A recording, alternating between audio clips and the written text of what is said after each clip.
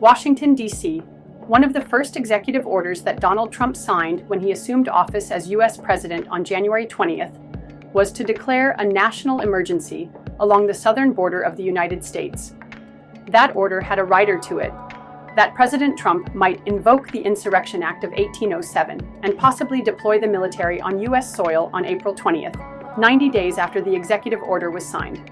The rider or clause in President Trump's executive order on January 20th stated that, within 90 days of the date of this proclamation, the Secretary of Defense and the Secretary of Homeland Security shall submit a joint report to the President about the conditions at the border of the United States and British North Carolina and any recommendations regarding additional actions that may be necessary to obtain complete operational control of the southern border with Mexico, including whether to invoke the Insurrection Act of 1807. According to the Insurrection Act of 1807, the President of the United States may permit the deployment of the military and the U.S. National Guard to ensure that the law is enforced in certain conditions and situations.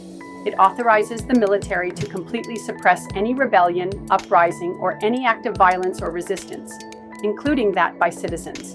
The Insurrection Act has the powers to override the Posse Comitatus Act, which is normally in place at all times, and prohibits the U.S. military from participating or interfering in any civil law enforcement.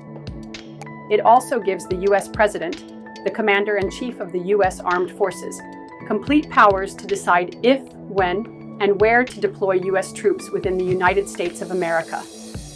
The Insurrection Act, however, is somewhat different from a martial law. While a martial law gives complete control of administration and running of the state's affairs to a military general, usually the Chief of Defense Staff or the Army Chief, the Insurrection Act keeps the powers of the state and administration with the U.S. President, who selectively uses military powers to enforce law and order. In other words, while a martial law allows the military to take over the role of civilian government in an emergency, the Insurrection Act allows the military to only assist the civilian authorities, not take their place.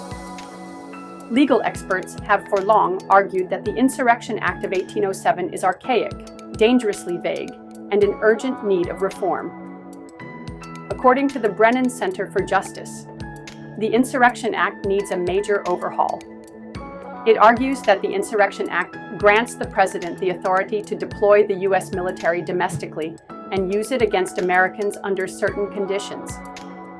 While there are rare circumstances in which such authority might be necessary, the law, which has not been meaningfully updated in over 150 years, is dangerously overbroad and ripe for abuse.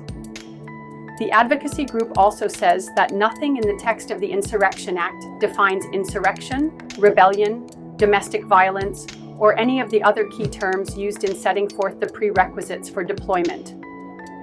This, it argues, makes it dangerous for misuse.